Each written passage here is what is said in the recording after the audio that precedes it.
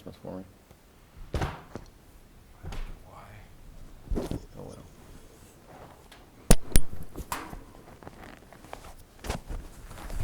Let's just have our audio sound good with the new system upstairs.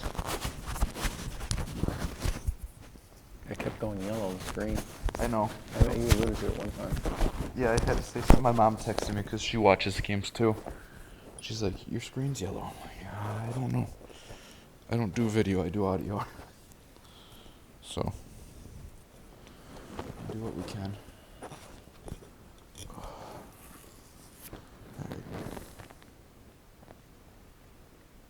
What did we force? 44 turnovers? Yes. Courtney set the school record with steals. We had 8 threes, which is higher than our average last year, and we were on the top of the nation. That kind of went unnoticed. Yeah, there was a lot of things that are kind of just underlying tones to the game. Mm-hmm. Yeah, I was pleased with that. 8 for 20, I think we were. 34 points off the bench. And free throw shooting was halfway decent. You take away Sarah's missed 2 in a row. Yeah, a lot. What were we, 70-some% as a team? 78. See, I'll take that any day. We were in the 60s last year. 11 of 14. We turned it over 26 times. Shot only 32%. 22. 22 times? Mm-hmm. That's still bad. 32% from the field is not good. Not for you guys. Not with how many 77 shots. We'd like to take 80. the layups missed were just. That's what I kept saying. 30 points, easy. Yeah, that's you could have doubled them up. Yeah. The freshmen, I think, were really nervous. Yeah, you could see it, especially with Sarah. She was Yeah. just clanking them. Just trying too hard. The key is we want to play fast, but we want to play under control fast. We played pretty fast, but we were not under control. Janky had 6 turnovers. I mean, it's just, the pace was pretty good. If we would have hit those shots, we would have got, I mean, you alluded to it on the broadcast. We have these target, we want to try to get, want to try to get 40 by halftime. And the first quarter was good. I think we had 23 first quarter. The second quarter, we didn't score. Yeah. It took us and threw us on. We didn't get 70 for the game, so that was disappointing. Yeah, because you were averaging 74.8 points per game last year. Yeah, that's a bummer. That's a bummer. We didn't get that. We had chances too, because we made that great run in the third quarter, and then we went right back down again. Yeah. That's what I kept saying. I'm like, you want it as bad as the first half was. The second half here, if you pull it together here, you can take a positive spin on it. Yeah. All right. Ready? Yep. I'm here with head coach Rusty Rogers. I'm CJ Selner. This is Coach's Weekly. Week 2, Cougars now 1-0 after a opening season win against Blackburn. Coach, talk about the game a little bit. Disappointing in the first half, but the second half, girls played much better. Hey, we saw bits and pieces of what we can be. Overall, it was kind of disappointing that we didn't play with more consistency, but quite frankly, that's kind of how we've been practicing. So you really shouldn't expect more than that. We got a lot of young players. We got a lot of new players to the program. So in our unique style, it's a bit of an adjustment. Another thing, too, to think about is we haven't had a scrimmage for a couple of weeks. So we've gone just beating up each other in practice for the last couple of weeks. So all those things told, it's good to get that W. One player we got to talk about right off the bat, Cougar Athlete of the Week, Courtney Lofink. Didn't really get in the scoring column a whole lot, but set the school record with 11 steals. She led the team last year and was one of the top in the country, getting off to a hot start right away. Yeah, Courtney's amazing. She like we said last week in our program, she's always around the ball. She had 11 steals, which set a school record, but she almost had like 4 or 5 more, which was incredible to think about. And she came so close, just an eyelash here and there between getting another steal, and got her fingers on some basketballs. And then she didn't play a lot of minutes either. That's the other thing. She had a little bit of foul trouble. Courtney sets the tone for us, especially defensively and obviously offensively with the way she pushes the ball up the floor. A great first game for the young sophomore. As we expected, Morgan Janke scores 15 points to open up the scoring. Really got the team going when she needed to. Lauren Orr coming off the bench with 10 points. And 2 other girls, all 4 of them getting into double digits for you guys. Yeah, I was really pleased with Morgan when we needed the bucket. we needed 2 points. She came through for us, and she did that on 3 or 4 occasions in the game where we hit a lull, and then Morgan was the one that took over. I know there was one point where she hit 5 straight points for us and kind of spread out the margin of the game. And then Lauren, that instant offense off the bench did a nice job, hit double figures. And then Taylor Jacobson also hit double figures, which was very pleasing because she didn't get a lot of playing time last year, but had a really good preseason. So there were a lot of good points in that game.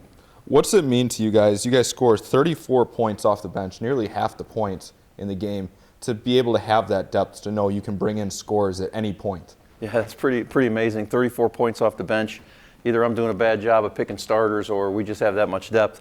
I was a little worried with the starting 5 that we went with for that game. I thought maybe we didn't have enough offensive potency, but they did a good job, and then the bench did excellent. That's going to be the key to our season all year long, is getting that production from our bench. One person we didn't talk about a little bit about your coaching staff. It's a little bit different this year.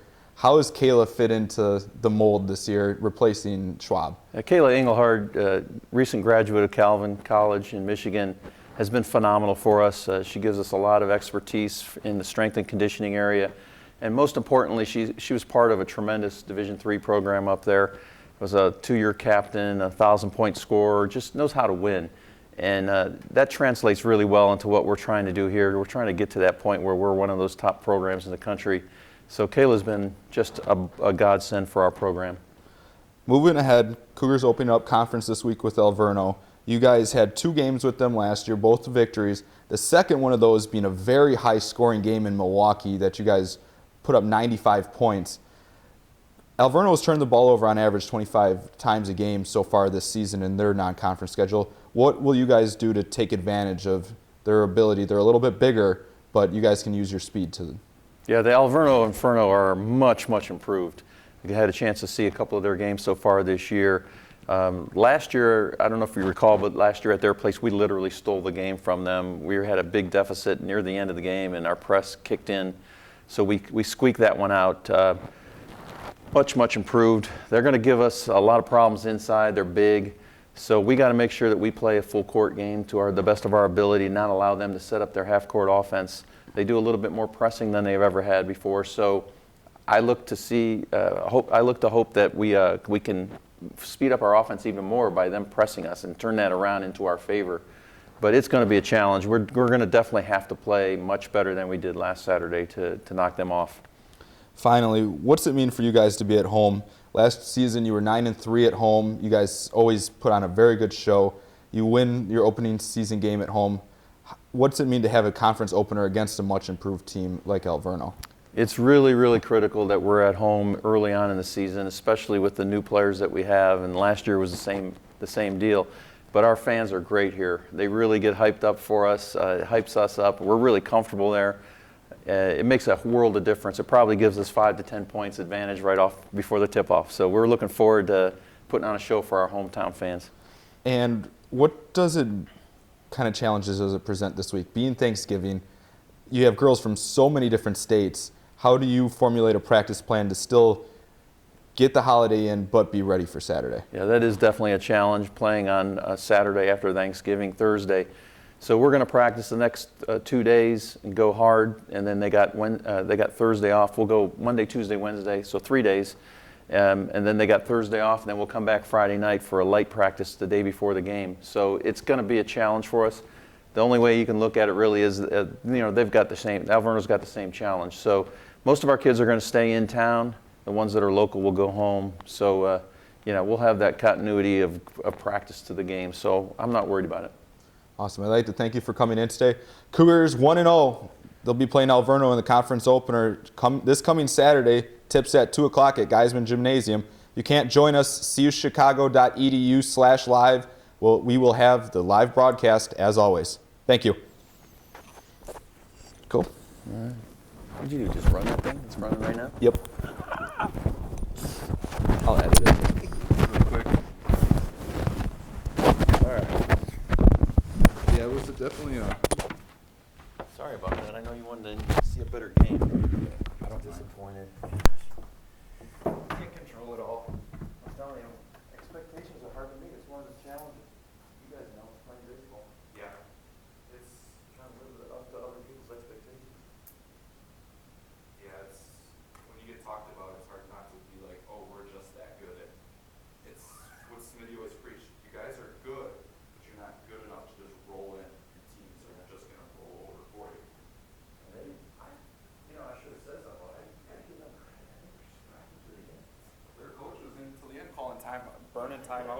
when they were down 20.